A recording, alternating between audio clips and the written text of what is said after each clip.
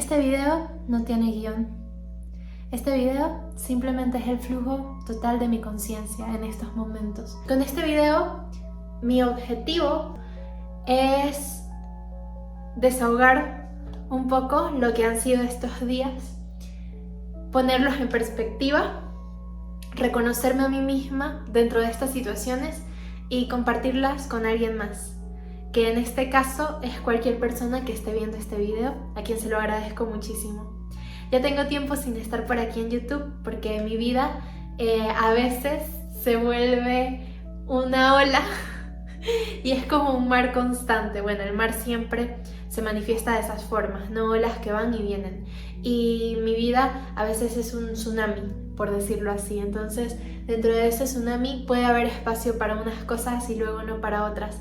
Pero algo que siempre está en mi cabeza es este canal y compartir por aquí porque es un lugar muy mío y creo que es muy hermoso poder tener un espacio en el cual recopilar y dejar parte de nosotros y que esas partes puedan ser recibidas y puedan inspirar a alguien. Las 2 últimas semanas de mi vida, 2-3 semanas, han sido semanas muy tristes, muy caóticas, muy dolorosas.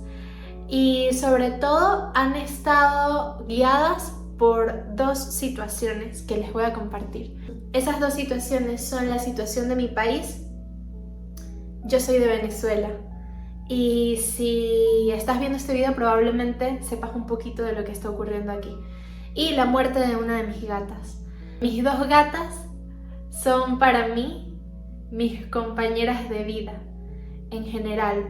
Para mí los animales en sí o la forma en la que vivo con los animales que me rodean no es tanto como una relación de mascotas donde yo soy su dueño, sino más bien como una amistad o una hermandad. Y Venecia, que fue mi gatita que falleció, fue mi primera gata, la primera gata totalmente mía que yo cuidé desde un principio, que adopté, de las que les quiero contar su historia, y que falleció el sábado, hoy es martes. Entonces mi vida ha estado tirada por estas 2 situaciones, que son situaciones que me han generado mucho miedo, mucho dolor, mucha tristeza, mucha incertidumbre. También me han hecho querer escapar de la realidad, porque algo que me sucede a mí en lo específico, y yo creo que nos sucede a casi todos los seres humanos cuando estamos tristes, es que buscamos cosas para escapar, como para no ver la realidad cara a cara y no tener que enfrentarnos a esas situaciones que son tan dolorosas.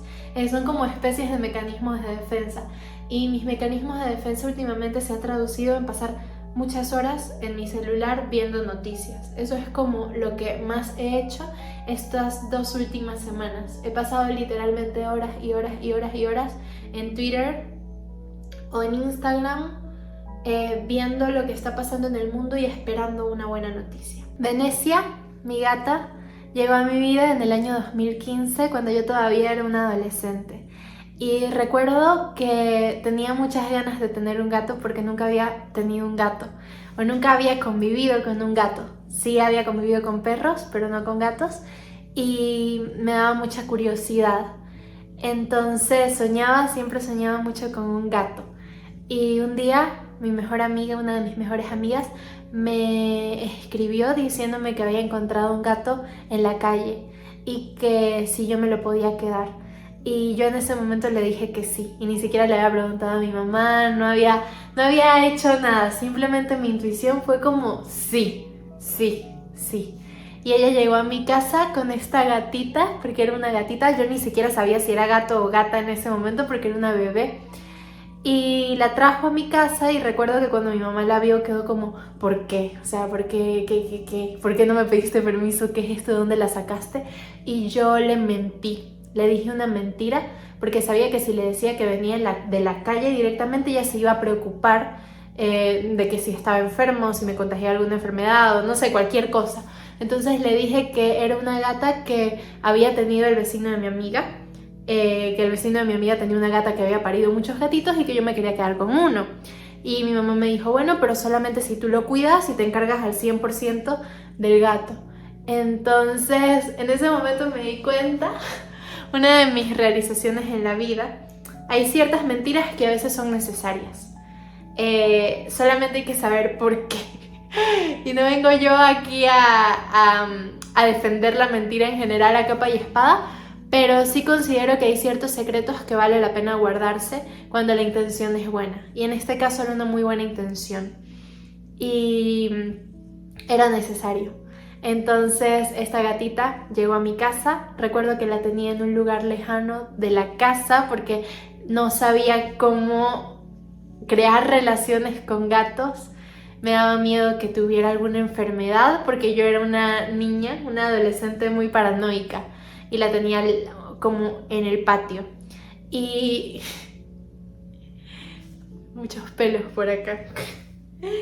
Y Venecia, mi mamá le puso ese nombre y a mí me gustó muchísimo, Venecia. Venecia. Y Venecia estuvo aquí unos 2 días y yo jugaba con ella afuera. Debo tener varias fotos. Y me daba alergia, me empezó a dar mucha alergia porque no estaba acostumbrada a convivir con gatos y los gatos por lo general botan mucho pelo y ella botaba mucho pelo y me daba mucha alergia. Entonces yo entré en crisis y dije, la voy a volver a dar en adopción porque yo no puedo tener un gato, me dio como mucho miedo.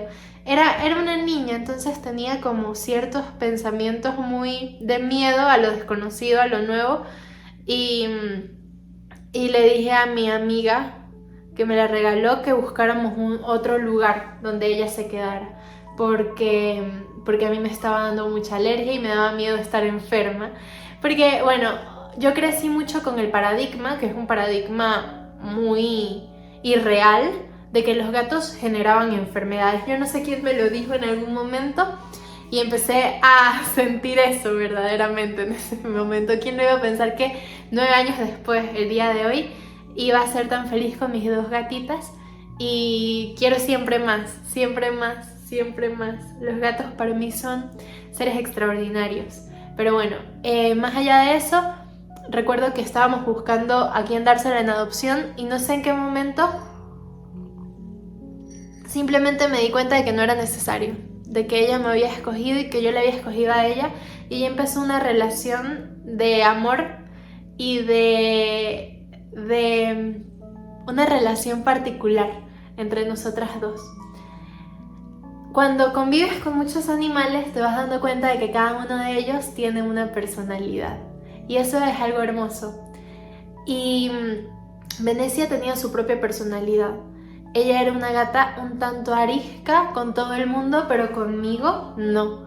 Conmigo siempre fue muy cercana y en mí confiaba infinitamente como yo confío y confiaba en ella.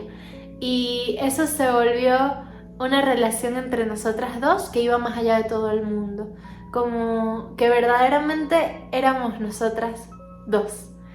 Y aunque en mi casa vivieran más personas o vinieran más personas y Venecia sí se pudiera llevar bien con ellos, nunca a tal profundidad como conmigo.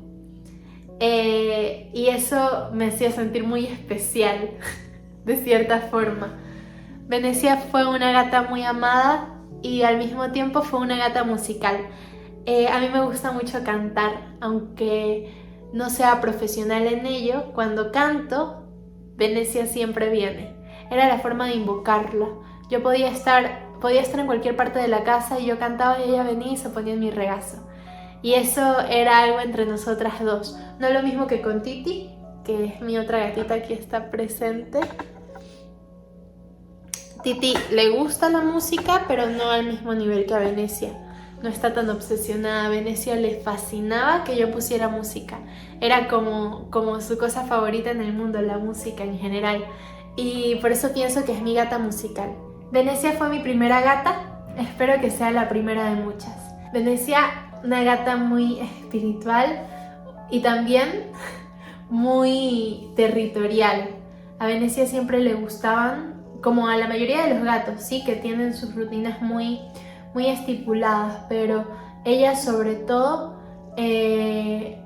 no le gustaba mi ausencia y cuando me ausentaba tenía ciertas actitudes tóxicas. Empezaba a hacerse pipí en sitios o me miraba con rabia. No era la gata más dulce del mundo, eso sí debo decirlo, pero yo no solo amo la dulzura, también amo esas sombras. Para mí Venecia, cuando veía Juego de Tronos, siempre la comparaba con los dragones, porque para mí ella tenía una energía de dragón. Y sobre su fallecimiento, sobre su muerte, fue todo un proceso muy largo,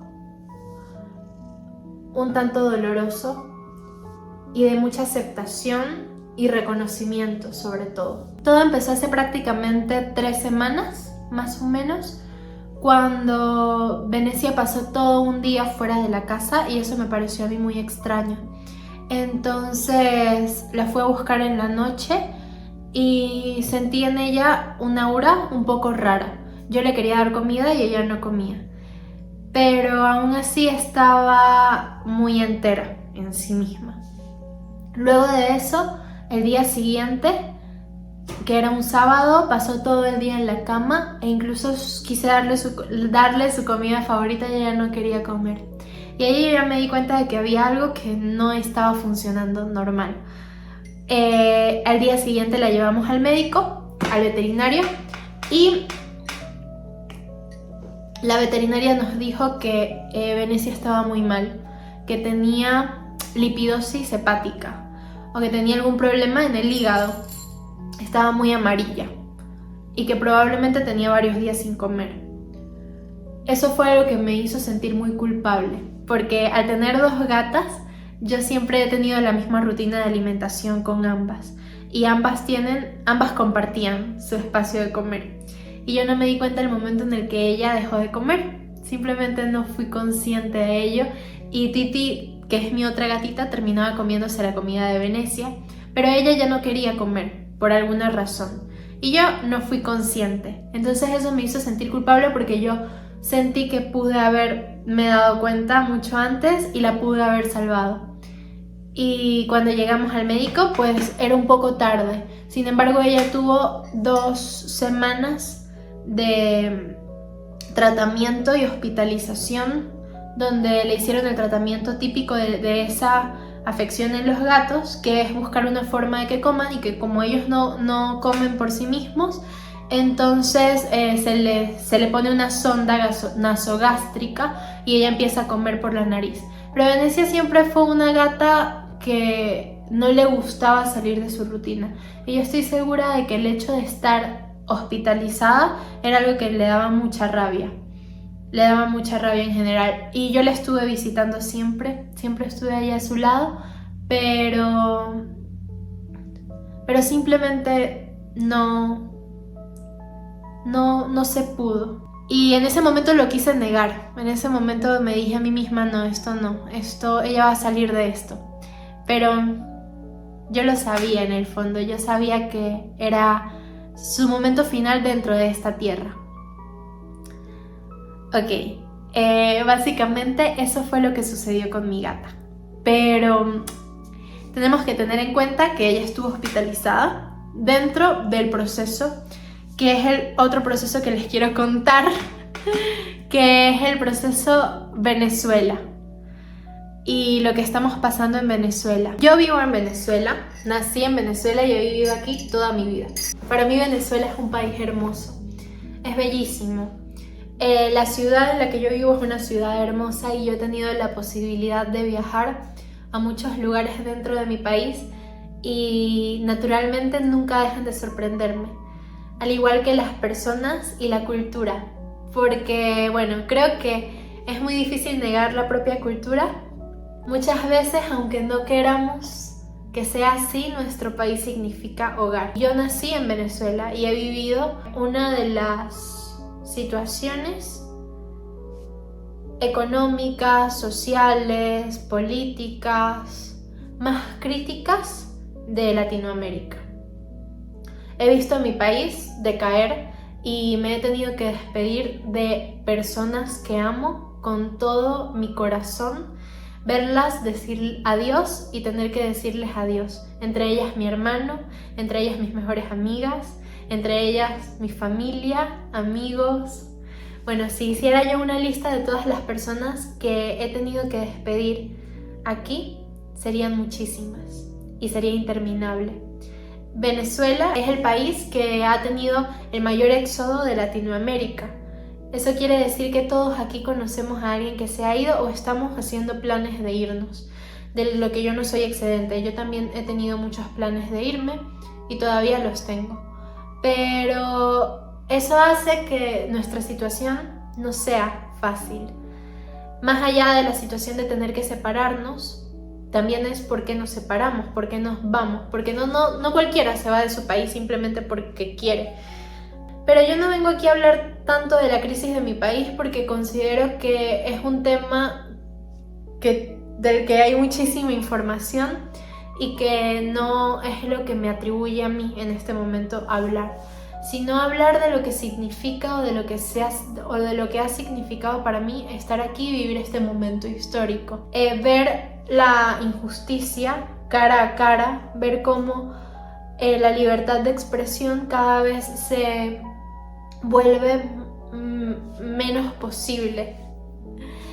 Ser consciente de que la única alternativa siempre es decir adiós y sentir que ya la guerra está perdida. Esa sensación no se la deseo a nadie, la de no esperanza. Yo ya había aceptado y me había resignado sobre la situación de mi país. Y este año tuvimos una ventana de esperanza, todos tuvimos una ventana de esperanza que se nos fue arrebatada por unas personas que quieren mantenerse en el poder y que lo hacen de una forma egoísta y de una forma sumamente triste y de una forma represiva, buscando hacer daño simplemente por querer mantenerse en el poder.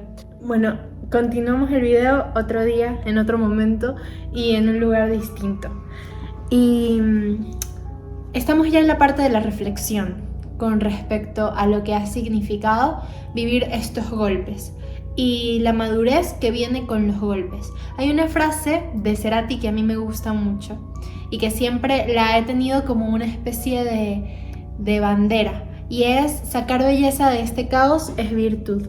Yo debo decir que mi vida no siempre ha sido perfecta y estoy muy segura de que no lo será, y tampoco estoy buscando esa perfección. Cada uno en su situación particular vive y está expuesto a dolores y tragedias humanas. Siempre hay dos caminos en torno a la tragedia y en torno a las crisis. Está la decisión de continuar y está la decisión de quedarse paralizado. Y yo siento que cada uno tiene el poder y la responsabilidad de escoger en esos momentos. Y hay veces que podemos paralizarnos. Yo estuve paralizada por 2 semanas. Estuve totalmente paralizada porque la idea de continuar se me hacía imposible. Y es cierto, el dolor está allí para ser sentido. El dolor es necesario, la tristeza es necesaria. Todas las emociones, en todos sus aspectos, son importantes y son necesarias. Pero nosotros decidimos cuánto tiempo darles el protagonismo. Porque sí, todo en exceso puede ser nocivo y puede ser dañino para la salud mental y espiritual. Y yo intento, cuando vivo estas situaciones, observar el lado espiritual de estas situaciones, el lado profundo, por decirlo así. No quedarme con lo visible, sino ir hacia la parte invisible de esta encarnación y darme cuenta de que todo, absolutamente todo, tiene su razón de ser, por más cruel y atroz que sea. Y eso no quiere decir que vamos a comulgar y aplaudir las injusticias porque tienen su razón de ser. No. Siento que la forma más inmediata de despegarse de ese dolor y esa impotencia es tomar acción desde lo que nosotros podemos, porque cada uno tiene un don específico, y si tú estás viviendo una situación crítica es porque tienes herramientas en ti que quizá todavía no has descubierto para poder afrontarla. Eso es algo que he visto y que reconozco, y cada vez que pasan estas situaciones duras y que la vida me sacude de tales formas, yo reconozco esas situaciones como formas de reivindicar mi misión en la tierra. Y no es fácil, o sea, decirlo es sumamente bonito y puede sonar muy romántico, pero la acción, el hecho de tener que enfrentarlo, el hecho de tener que comulgar y convivir con esas decisiones, es muy complicado. Y en estos momentos evidentemente extraño y me duele y sigue doliéndome y sigo sintiendo impotencia y sigo cada día pasando 2 horas en mi celular, pero de 9 la reducí a 2. Y creo que de eso se trata, de ir de alguna forma atendiéndonos y cuidándonos, porque si no nos cuidamos, entonces no vamos a poder afrontar la situación y hacer que mejore. Y hay situaciones en esta vida que son irreparables. Por ejemplo, yo no puedo traer a mi gata a la vida otra vez. Eso no puedo repararlo, pero era parte de lo que tenía que ser, del curso cósmico de la vida. Y también pensar que aquello que es irreparable nos queda aceptarlo. Y desde la aceptación afrontar y convertir ese caos en belleza. ¿Y cuál es la belleza que yo le doy a esta situación o la luminosidad que le doy a esta situación? Que la vida son ciclos. Nacemos, crecemos, vivimos y luego morimos. Es parte del ciclo de la vida y nadie puede ir en contra de ese ciclo. Y cuando vamos en contra de lo natural, sufrimos. Ese es el sufrimiento. El sufrimiento siempre es resistencia a aquello que no podemos cambiar. Yo no puedo cambiar la muerte, pero puedo honrarla y puedo honrar cada segundo que pasé al lado de uno de los seres más amados con los que he convivido. Y puedo agradecer enormemente el hecho de haber pasado 9 años junto a ella, 9 años hermosos, 9 años que voy a llevar en mi corazón siempre y que ella nunca se va a ir del todo porque siempre va a estar en mi recuerdo, siempre. Es alguien, es un ser al que puedo recurrir en mi plano espiritual, en mi plano mental, cuantas veces yo quiera. Y aunque no esté en el plano físico y no la pueda tocar, y no la puedo oler y no la puedo abrazar, puedo sentirla de otras maneras. Y yo creo que eso es hermoso. Y esa es la solución, para mí esa es la solución, aceptar que hay cosas que no podemos cambiar, pero que con ello podemos hacer la magia que como seres espirituales viviendo una experiencia humana podemos hacer y tenemos la potestad, el poder de convertir eso en otra cosa, de transmutar dichas energías. Y con respecto a mi país, es algo mucho más profundo, es algo que para mí requiere una solución inmediata porque ver todas estas injusticias y estar inmiscuida en estas situaciones donde tú ves que se está cometiendo una injusticia, donde ves que hay seres y hay personas que sinceramente han decidido tomar el camino del mal. Yo sé que es una declaración muy fuerte esa, porque es una declaración que se trabaja desde la dualidad de que hay un bien y hay un mal, pero cuando tú ves a alguien reprimiendo y haciendo sufrir a otro ser simplemente por mantenerse en el poder, la lógica, no necesitas indagar mucho más, la lógica te dice que eso está mal y yo sé que está mal y no lo justifico y jamás justificaría que nosotros debemos vivir este karma espiritual para poder crecer y nacer como nación. Yo siento que hay que seguir gritando y seguir diciendo que nos duele, porque si alguien te golpea, tienes que hacer ruido y decir que eso te está doliendo. Y aquí nos duele. Y si tú estás en otro país y no sabes qué es la situación que estamos viviendo en Venezuela, quiero que sepas que estamos llorando y gritando de dolor en estos momentos porque nos están matando solamente por querer un cambio y querer algo distinto en nuestras vidas y querer más oportunidades. Eso es todo. Y eso voy a seguir hablando en nombre de esas injusticias. Sé que todas estas situaciones tienen un trasfondo, lo reconozco, aunque en este preciso momento para mí sea muy difícil ver ese trasfondo. Toda situación tiene un trasfondo y una razón de ser, pero no por eso vamos a dejar de gritar y vamos a dejar de buscar una solución. Pero esto ya es un trabajo colectivo. Y si tú estás en Venezuela, o si eres venezolano, o si simplemente de corazón te conectas con lo que estamos viviendo, yo pienso que algo que podemos hacer desde este preciso instante, desde la espiritualidad, es ver la libertad de nuestra nación como algo posible. ¿Por qué? Porque para que las cosas sean posibles, primero hay que creerlas posibles. Y tantos años de miedo, de represión, de prisión también, tantos años de angustia y de daño hacia nuestra tierra, nos han hecho creer que es imposible salir de esta situación. Y nos han sesgado y han hecho que nos sintamos ciegos ante el mar de posibilidades que hay frente a nuestra vida y frente al país. Porque cualquier cosa puede ocurrir. Y así como tantos años hemos sentido que la libertad no es posible, también podemos sentirla posible. Porque ninguno de los dos escenarios es real. Y para que algo sea real, basta con que millones de personas crean que eso es real. Y yo eso lo sé. Tengo la convicción de eso. Y por eso yo quiero como que todos conectemos con esa energía de que es posible, de que el cambio y de la libertad son posibles. Para mí hace 2 meses eran imposibles. Y lo positivo y lo bonito que puede salir de esta situación en mi vida es que esta última semana yo lo he visto como algo posible. Y si tú te unes a verlo como algo posible y más se unen a verlo como algo posible, entonces colectivamente no solamente se trata de una manifestación, sino de una alineación con la verdad. Nos vamos a alinear con la verdad. Nos vamos a poner todos como espiritualmente en filita hacia la verdad.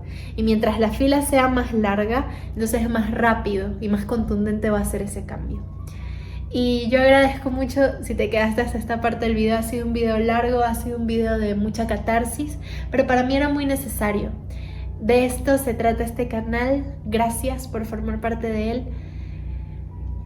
Yo me siento muy agradecida de tu compañía y sobre todo me siento en estos momentos con ganas de hablar de muchas cosas, con ganas de volver, con ganas de cumplir mis sueños de la infancia y con ganas de, desde este pequeño portal, crear un espacio para que todos nos alineemos. Nos alineemos porque yo sé que se puede. Gracias por estar aquí. Te mando muchos besos y mucho amor.